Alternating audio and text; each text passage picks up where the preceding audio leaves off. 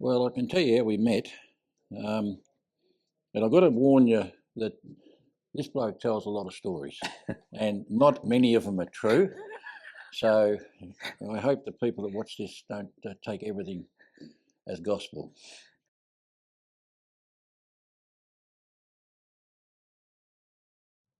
Terry Kelly, born little country town, Ardlethan, New South Wales, Riverina. Oh, it was just a great place for a kid to grow up. You know, their grandfather always had horses, um, and they were just two beautiful people. You know, like we were very, very lucky. We were blessed, really. And you couldn't wait to get out of school to get out there for milking in the afternoon and things like that. You know, and then the weekend. Oh, I've always been mad, real keen on horses, and my father had horses as well. My grandfather had trotters. Um, but didn't really get the racing bug until I moved down to Geelong, and the publican at Drysdale moved to Drysdale the same day as I did, and his name was David Lay, and he used to bring horses over from New Zealand, and I'd break them in for him, and then he'd send them off to other trainers, and we'd done that for 2 or 3 years, and he said, "I think we should, Don, you had a crack at training yourself. He said, we're not having much luck anywhere," so that's how it all come about. You know, first job was out back, New South Wales, putting the power through, out through Carrathool, Rankin Springs, further on then Hay, and that was a tough caper, but it was good. I was 14. Yeah, I got my linesman's ticket. I was 14, and the old man said, "You're wasting everyone's time here. Jack Ryan's picking you up 4:30 Monday morning. Have your bags back." And we went out and we camped in shearers' quarters, and we put the power right through from started at Carrathool, went right through. Went right up to Ivanhoe. Would have been 1964. There was a gang of 22 blokes, and you grew up pretty quick, you know. And he was a great man, Jack Ryan. Like he was a good fella, and he sort of took me under my wing, kept a close eye on me and that. But it was hard work. Like there was no backhoes and things them days. We had a big post hole auger for putting in the Crusade poles, but all the trenches and that were all pick and shovel. All the poles we used to trim off with an adze to put your cross member on, you know, things like that. But it was a good job. It was good. Even though I was only 14, I was very mature at the age of 14. So I never ever got questioned about my age or anything. And we were taught to have a few beers, but always behave yourself. And you know, 3 older brothers, so you sort of towed the line. But no real, you know, it was great. But you wouldn't go and get smashed or anything because of 14. Yeah, you could just have a couple of schooners and that'd be it. But yeah, it was a real good growing up era for me. It was you become a man overnight, really. I went to Tasmania playing football then. Yeah. Who'd you play for? Burnie, in Northwest Union. Yeah, and that was good. I went down to Footscray, have a run down there, and Ray Walker used to play for Footscray. He was going over to Burnie to coach, and he was involved with the Coburg Football Club. And he said to me, "You'd be better off to come with me." He was recruiting players to go with him, you know. And that's how I ended up over there, and got a job in the mines there at Luina, you know, up near Waratah. Yeah, beautiful part of the world. And that was a good job. And that, at the end of the footy season, the first footy season, that job then, the boss of the mines bought a mine right up in Dimboola, North Queensland. And he said, "Would you like to come up?" So I jumped at the opportunity. I went up for the summer and come back for the footy season, then went up again. And then I ended up back in Ardlethan then to play football there. We had a run there for 2 years. And I was in a interleague game one day, and my brother Jack come in, who's Paul, my nephew, Paul's dad. He said, "Oh, there's a couple of blokes here from Swan Hill want to have a yarn to you." I said, Swan Hill? Where the hell's that? So anyway, they were tied up with the footy club there, and they were recruiting and for the next year, and money was good. So I ended up down there, and that was good. It was good. I ended up back milking cows again there. Joe Crow was the president of the footy club, but he's also president of Murray Valley, Murray Goulburn Dairy Co-op, you know. He had farms everywhere, and he gave me his farm at Pendle Island, the share farm, which was very tough. We got flooded out 2 years, so all the milk went down the river, and things were tough. By this time, I had a couple of little boys, and anyway, as luck has it, that's how I ended up in Drysdale, like I was telling you before, and I got a milk contract down there, which was like 4 times the price for your butterfat, you know. It was like winning a Tesla. I was always mad on horses. It was good, and because you're milking morning and night, and you'd have plenty of time during the day, you know, to break in horses and that. So had horses come from everywhere, really. That's flat out. And then when Chooker, we used to call him, David Lay, he said, I reckon it's time you took out a licence. And that's where it all started, really. And I was lucky, got off to a really good start, but he was buying very good horses. And then in the meantime, the dairy job went down, and they cancelled all contracts because the blokes up north, where I'd come from, were getting nothing, and they were going crook about us blokes down there getting the big bucks. So they said, all right, over a period of 4 years, we'll cancel all milk contracts. So I went into Alcoa then, and in the smelter, and worked shift work in there, and used to do the horses during the day. You know. So it was, I think I spent some 17 years there, I reckon, but doing the horses at the same time. I had a horse called Esplade, and I won the Jules Choice Handicap with her, which is a big race, Geelong Cup Day, 66 to 1, and that paid for the farm. In the meantime, I bought a farm in St Leonard's, and I was able to go to the bank and pay the farm, and that was a great day. It was good. Yeah, no, that was good. It was a real good, and it was like it was still a huge bet. I think I had $650 each way or something, $650 each way or something like that. You know, it's about 1,300. I think I managed to round up, but I got around 60,000 back in. It was good. It was good. Got me off to a good start. But in those days, though, so I had the old parish priest, Father Grady, and then Chooker and Johnny Brain, and those blokes were massive punters. So you were under the pump all the time. You're under the pressure, like they were big punters. But in those times, like Chooker would be no less than a $5,000 punter. The old priest was 3,000. You know, so you had to be really, really be sure that everything, all the ducks lined up. And that, as you know, in racing, that's impossible. It doesn't always happen. So, but they were good owners, and they stuck with me. And then they brought a lot of other friends and colleagues of theirs together, and we ended up, I think, with around 26 horses in work. You know, in no time.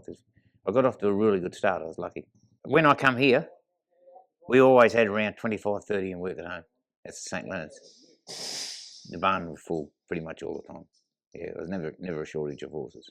My partner does most of it now. The horses on the boots. I muck out the boxes, feed up, do the feeds. She does all track work and still, you know. Yeah, but we scaled right down now. We've got about 3 horses in work, and probably 35 on adjustment here from the Ballarat trainers. Yeah, you know? Yeah.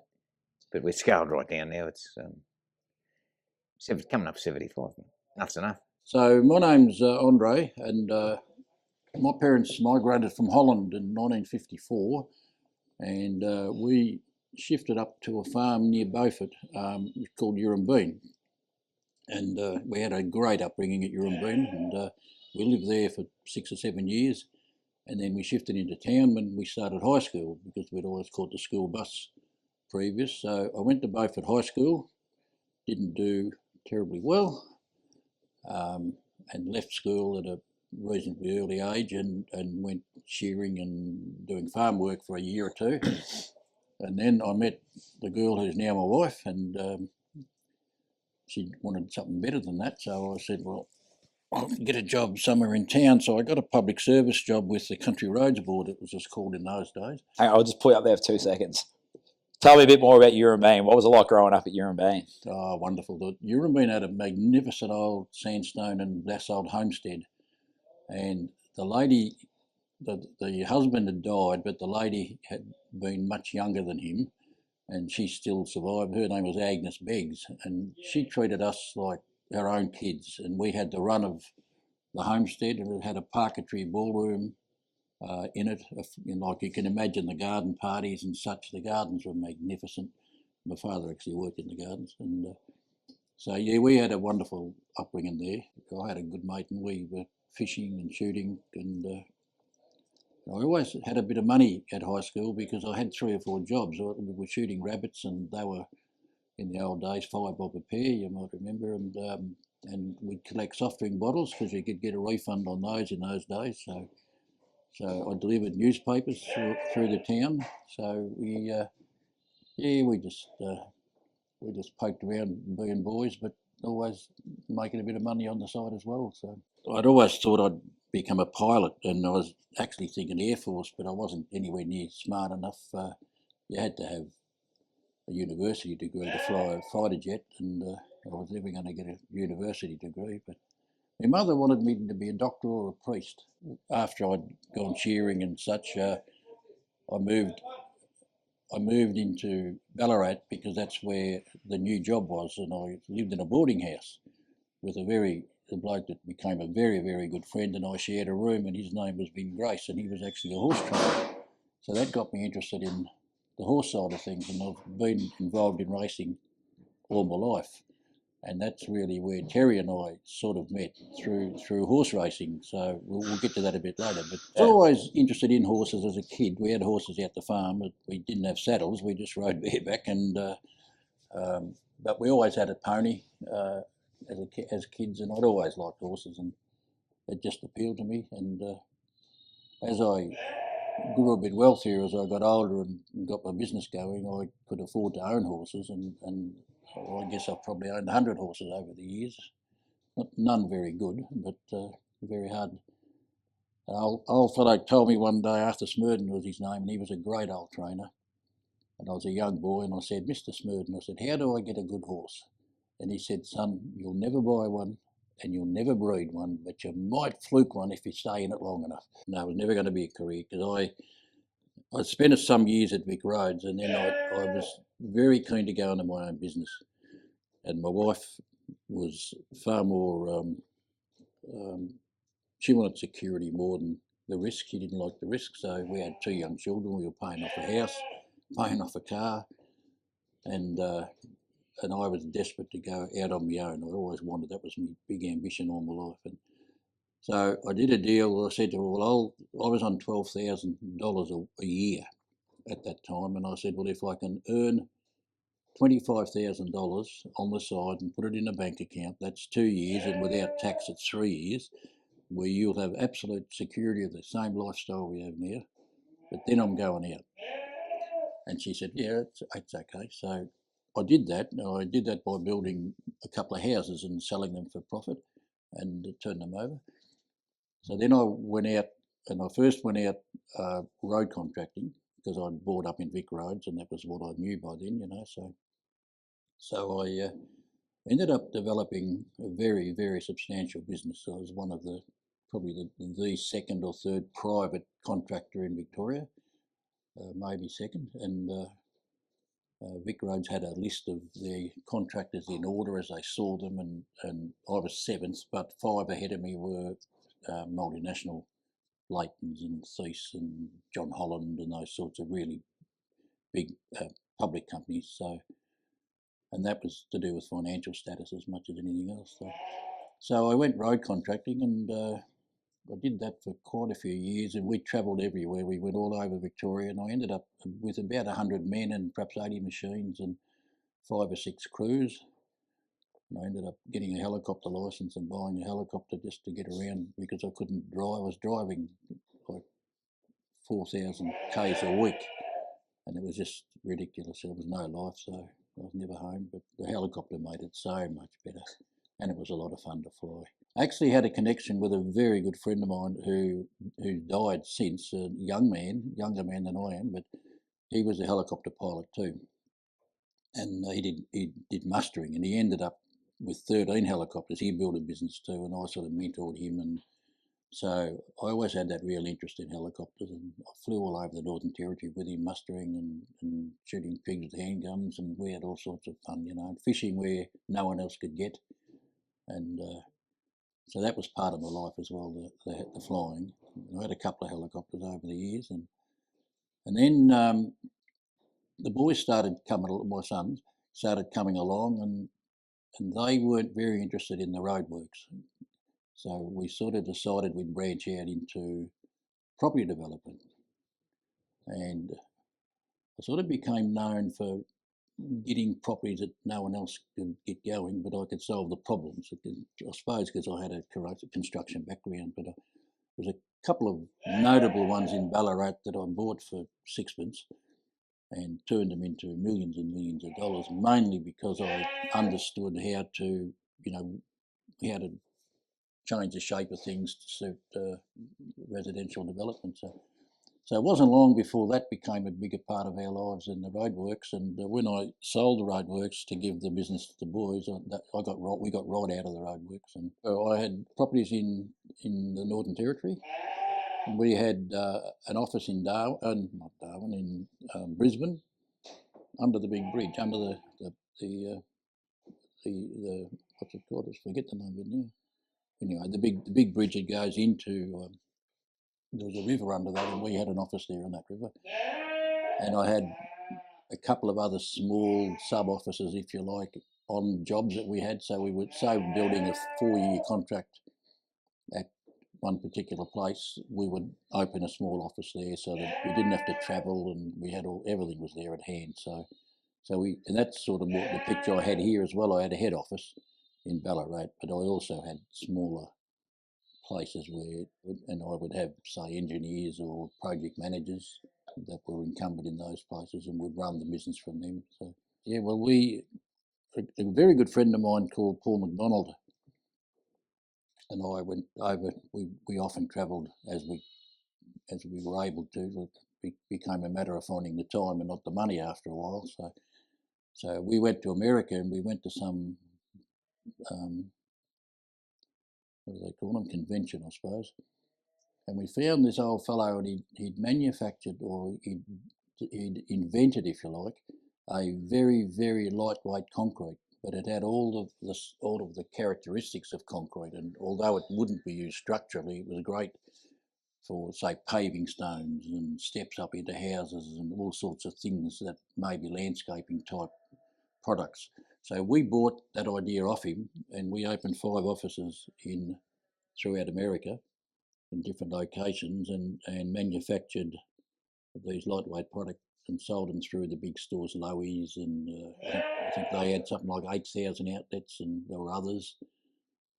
So yeah, that started to go really good. We got that up and running, and we invented a fair bit of machinery. Or invented's probably not the word, but developed a number of machines that made that whole process more efficient, if you like, because it had been very hands-on, people filling moulds. Now it was all done by machine, and we sold that business eventually and moved on because we had some management issues, and pretty hard to run a business from here way over there. So, and then as I started to get more financially stable, and that I got on a lot of committees in Ballarat, and I got an honorary doctorate actually from the university for philanthropy and stuff like that. So one of the things I did was I got on the Ballarat Turf Club, and I eventually became the president of the Ballarat Turf Club,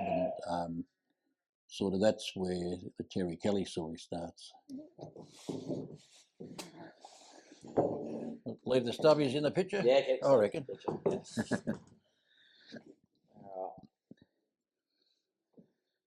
Well, I can tell you how we met, and I've got to warn you that this bloke tells a lot of stories, and not many of them are true.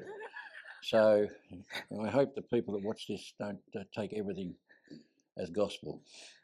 The first day we met, Are we going to tell the truth or not, Andre? well, I don't think we should tell the truth all the time. Oh, The first time we met, somehow or another, I don't ask me how it happened, but we ended up going to the races at Echuca in Terry's car and my float, and we had a horse each in. So I drove up to Echuca. He had a bit of a nap on the way up, and his horse was in the first race and duly won straight to the bar because he had a lot of mates up there. So I had to wait down with the horses and my horse, and Yip was in about race 3 and it ran second.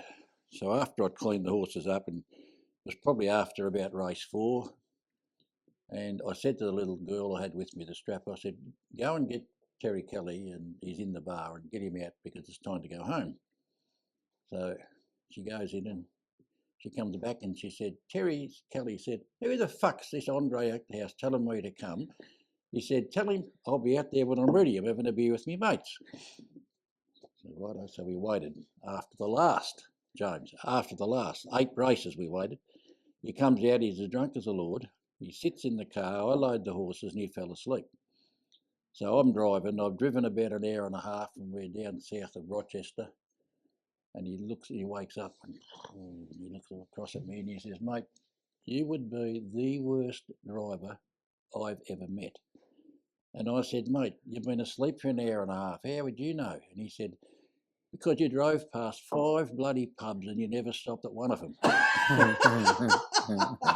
Now, that's a true story. And after that, we became great mates. That's how we met. yeah. On that same day, a mate of mine, Donga, was up. He'd moved to the Gold Coast training. He was sitting there watching this race because I told him I thought we were a chance. And he's sitting there talking to a bloke and he said, see that big fat bloke walking that horse around there? He said, he would have... That was me. He said, see that other bloke over there in the blue shirt? He said, he's the trainer. He would have just come out from the bar. And see the bloke there leading the horse? He would have picked that bloke up, drove into the races, he strapped the horse, he'll hose it down after, he'll drive it home, he'll rug it, feed it, put it in the stable, and he's not on the payroll. And the bloke said, why would he do that? And Donga said, nobody knows. Nobody knows. So what was the answer? And I still haven't told him anyway. I'm not going to tell you neither. He tells the world he's got a photo of me, but he hasn't. I'd heard about this Terry Kelly, and I didn't think much of him as a trainer, to be honest. No, I did. He was a good trainer, and I knew him, but I'd never actually met him. And he had a horse called Aquiline, and it had won 12 or 13 races. It was a handy old horse, but it was past its prime, and the owners had a falling out or something. I just don't know. And Angela, his lady, had taken the horse over on her own. And Terry said, you can have half of him for 10 grand. And I said, oh, yeah, all right, then I'll take half of him. The next week, he won the Horsham Cup. And I got my money back and plus a bit. So that was sort of the start of our horse adventures, I suppose you'd call it. So I think I've had horses with Terry for many, many, many years. And That was over 20 years ago. Yeah, over 20 years. And then he comes up to me one day and he says, I've got this little farm. I want a little, he's in Ballarat by now. And he says, I've got this little farm. It's only a few acres out the road and I want to get it and we'll adjust some horses out there. And so come and have a look. Because he never had enough money on his own to get it, you know. So we get and had a look and we bought it, and that's what's now turned out to be. Took 3 trips and 3 boxes of beer, Jamie. It did. It did. True story. That is a true story. He I grabbed him. He never got me early. Took him a while to get me. We've developed it from absolutely nothing. There wasn't a fence. There was only blue gums on it. The back half was all blue gums, and the front was never had a fence. It was a few pine trees and that Irish stuff. What do they call it? Gauze. Gorse sort of Yeah, bush. You know, they yeah. used to make Irish fences out of it. Yeah. It had been held in Oh, Irish Boxthorn. Boxthorn. Yeah. It had been held in an Irish family for years, and so anyway, we started from scratch. And you've seen the complex now. It's a magnificent training and adjustment complex, and We went about building the house. Took us 2.5 years. Andre's a builder. He's not really, but he's good with his hands. You know, he built it, and it took us 2.5 years. Didn't it? yeah. Yeah. His It's a wife magnificent Angela, place. when I said I'll build it, his wife said, "Oh, good. This is at Christmas time." She said, "Oh, good. We'll be in by April." It broke me He was heart. still working, It running his broke me business. then. heart, but I had to tell her that it'd be April in about 3 years, because I was still at that time. I was still running my business, and I didn't retire until my boys turned. Until I thought they were ready, and they were ready, and they've done a marvellous job with that business. But that's an aside. But so that allowed me to retire, and I've been out here full time with Terry ever since, and we've had a bloody lot of fun. Well, the original building was built in 1856, 1856. and then a lot of those walls are still there. But we just sort of built around them, used that structure and all the beams and that we cut area ourselves. And it's just a beautiful place. Like it's a unique It's place. a unique bluestone You know, the walls place. are We laid it all white, ourselves. We laid the bricks ourselves. We weren't bricklayers or stonemasons, but or carpenters for that matter. But Hey? all carpenters for No, that matter. no. And I don't think the safety people would have been very pleased with the way we did it. We were stuck up in buckets of excavators and climbing up poles. Nearly killed a jockey one day. No? Nearly killed a jockey Nearly one killed day. a jockey.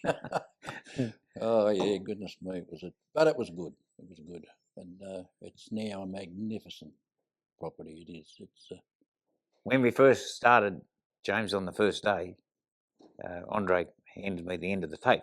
He said, now in any organisation, you have a smart fella and a dumb fella.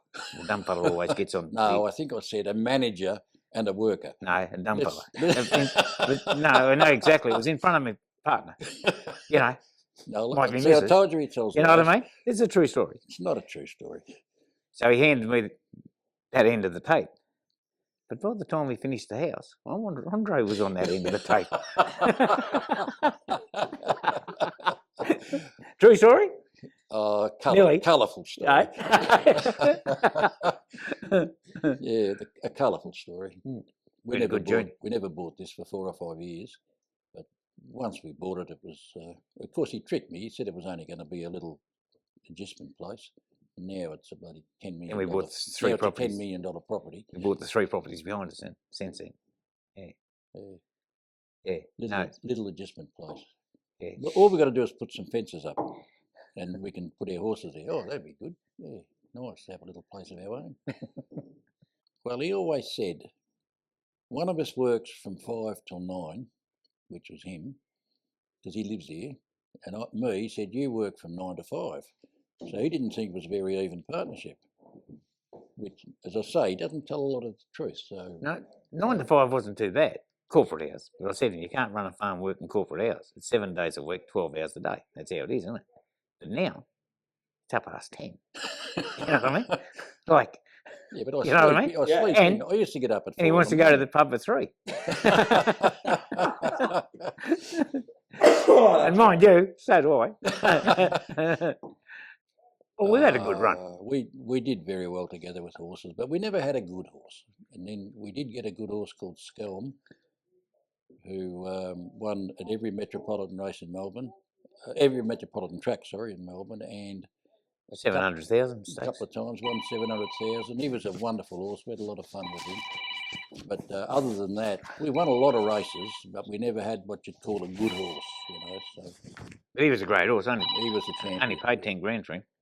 Yeah, so we had a lot of horses, but we never had what you would say was a good horse. There was Group horse, a group horse, and until Skelm, and Skelm was that level, but he had a few issues, and he was galloped on in the Adelaide Cup, and he finished the race, but he was unlucky not to win. He was favourite, and had beaten all of the horses in it at previous starts. There's all those lead-up races, so We were a bit unlucky there. We The were a bit horse, unlucky, but anyway, he broke down. So the horse inside the next barrier to him, when he jumped, stood on his foot, pulled his shoe off, and he done a good job to finish. he did. He did. Yeah. Yeah, he did. Yeah. And that was the start of the end of him. Start of because- his injuries too. Yeah. Suspensory. Anyway, that Yeah. was. But But we had a lot of fun on the Yeah. way through. it's been a good journey. I remember one day we had a horse. I can't think of his name now, but he had a disease called stringholtz.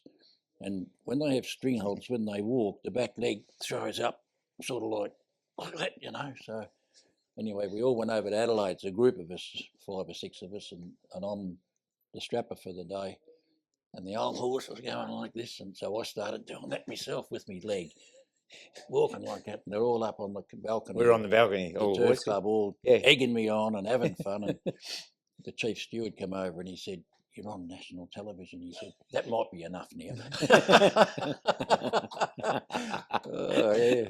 We had a lot of great Yeah. times, yeah. We're Well, slowing up Terry- a bit. Kerry spends a lot of his time banging into gates with tractors and trucks and things, and I don't think he's missed a gate, actually, on the whole place. So he'll tell you the opposite, but that's the truth, and I only tell the truth, unlike him, who's a bit careless with the Yeah. truth. but- We might call Billy into the conversation. It's been well documented, James. I mean, we did have a nice plant. We did. All his gear ready when he handed the business over to the boys. He handed the new plant over to them. So we got the excavators and the scrapers and A couple of old things I yeah, kept. and it was quite a tidy little plant, you know. It's not quite the case now. He'd done a good job with them, clearing all the stumps and that, but the materials. Well, I'll tell you a story that's true. Terry borrowed the excavator one day, and I didn't like him on the excavator because he had no idea. And he'd never driven an excavator, but he reckoned he was good at it. And we had a bushfire come through, and we had to clear a fence line. So it was all existing trees, and he went up for the afternoon to clear the fence line. And he came back, and he had smashed not some, but every panel on that excavator is now dented. It's twisted out of shape. He never missed a panel, and a couple of windows to boot. So it was a pretty exciting day for me. I'll see my brand new 15-ton excavator come back, and it's an absolute bloody wreck. Oh, so There's only a couple of panels. well, every panel, Yeah. Can't Every- be different. every panel, Yeah. never missed a panel, Yeah. and the front Yeah. window. If you've got a good mate, yeah, it's hard to get a good mate to do what we've done together and be able to trust each other and make decisions when the other one's not there and it mightn't be the right one, but we don't blue about it. We just wear it. If it turns out a good one, well, that's good. But you got to have a good mate to be able to do that. Mm. You know what I mean? Yeah. Not many people would achieve what we've achieved. Yeah. If we wasn't, if we didn't get on as good as we do. And the other thing too, James, is, and this is more generalised than just our friendship, but in life, if you want to get on, you have to be determined. You have to be prepared to work hard. And I always thought you got to take some risks, and I took some enormous risks in my business life, calculated risks, but risks just the same. And we've done a bit of that too, you know. So we've worked very hard here. We took 2.5 years to build a house that's built out of bluestone blocks, and I can remember one time, just as an example, I was on the bucket of the Bobcat and Terry was driving it, and I had 1 foot in the bucket because that's where all the rocks were, because we were up at about this height, and I had 1 foot on the window ledge and 1 foot in the bucket, and I was picking up the rocks and concreting them in to the wall about that high, and all of a sudden my legs started spreading because I had one leg in the bucket and one leg on the window ledge, and I thought, this is not good. And the next thing I fell. And I come down, hang on, I haven't finished yet. I come down on a heap of bloody rocks and hurt my leg. And he'll tell you the story about that in a minute, but he was on the bloody phone. He forgot all about me. I was selling didn't the he? horse. So, selling the horse. I was selling the horse. And the Bobcat kept creeping, you know. And I'm on the phone, it kept creeping. Next thing, bang, down he went, like a ton of bricks, you know. Then he wanted to go to hospital. I thought I'd broken it. Thought he'd broken his ankle. So we go into hospital, and I'm sitting there, till 3 o'clock in the afternoon. He's been in there 4 hours. He comes out on these crutches. So what'd they say? I said, oh, badly sprained. I said, fucking hell, Andre, badly sprained. Take them crutches back in there and throw them to the shit house and let's get back to work. You did. Badly sprained. We'd been in there all day. Back to work, where? Yeah, had to. Yeah, no, No, that's not not a lot. quite right. Not a lot of sympathy. I think we probably went to a pub. We went to the pub. Oh, really? Yeah. I'd say we went to a pub. Yeah. We lived through the best of it. My word, we did. We tell everyone every day. And we We've tell seen people the that. best. It's not so much in the last 4 or 5 decades, but in the last decade, most certainly, the younger generation coming through and not shaping up. They don't want to work, man. They don't want to work like we did. And there's You know all what I this mean? woke, They don't- so-called woke nonsense now where, I got a granddaughter, and I said the other day I was reading the paper, and she's a wonderful child, and she's a doctor. She's a very clever lady. And I said something about, isn't it a shame that 80% of youth crimes committed by 5% of the population? And she took me to town on that, saying that's racist. And I said, well, Dale, it's not racist, it's realism. But I just wonder what they're teaching these kids, because she's brought up in a very right-wing household, let me say, and I'm surprised that she would say that would be, and that's sort of the way the whole place is going. They've got the gay movement, the bloody woke movement, we've got people here holding riots over Hezbollah, and I think it's a shame. I really worry for my grandkids. Yeah, it's a shame, and they won't work like we did. That's for sure. Well, we had to when we're both the same age, coming up 75. When we both built our same houses, our interest rates were 18%. So you had to work nearly 3 jobs to survive, to knock it off as quick as you could. Now they're whinging because of 6%, 7%, but they've all got a car each, caravans, boats. It was like real So tough times. we have seen in our lifetime a disintegration from what I would say was the best era, progressively declining, no doubt about that. So in our days, if you misbehaved, the copper would kick you up the bum. Get home to your parents, and then your old man would give you a smack. And you get another thumping. You know what I mean? Now they come out of court doing that to the coppers and stuff like they just have no respect, and it's just a different world. But anyway, let's not be too dismal. But there's a lot of good in the world, but there's also, I think, our society as we know it is slipping away. No, mate. Don't be frightened, Billy. You don't have to hide it. Australia was brought up, at the end of the day, Australia was built on, I'm not saying English or Scottish or French or anything, but it was brought up on Christian values. What? And we don't see that anymore. So I think What? that's a big negative too. I think the education system has a lot to answer for. I think you've got to start with how you educate your kids and how you, society is different than it was. I don't know. Terry might have a better idea than me. He's the deep thinker. I hold the dumb end of the tape nowadays. I don't really know, but if, like, to give you an example, so Hands are in at the moment. They couldn't run a barbecue at Bunnies, mate. They're hopeless.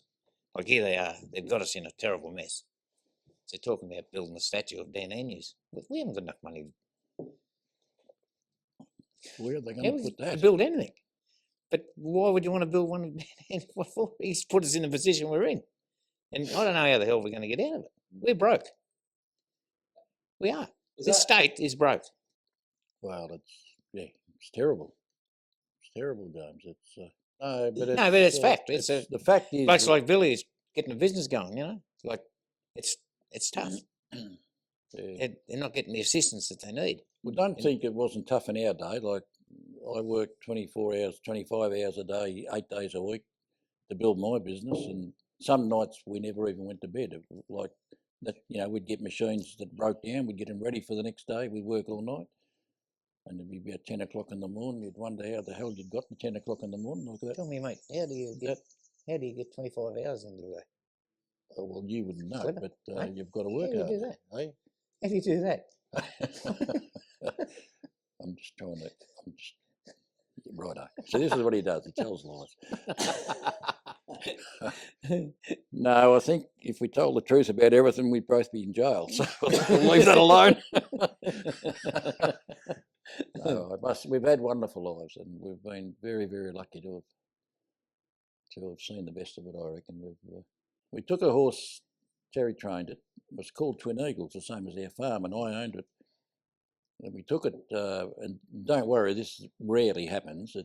We've taken horses many a time, and the ducks haven't lined up for us. But this particular horse was ridden by John Allen, who's now a very famous Group 1 jockey, but in those days had just come out from Ireland, and it was an unknown. And this is at Avoca on a picnic meeting, more or less. So anyway, we thought the horse could win, so I had.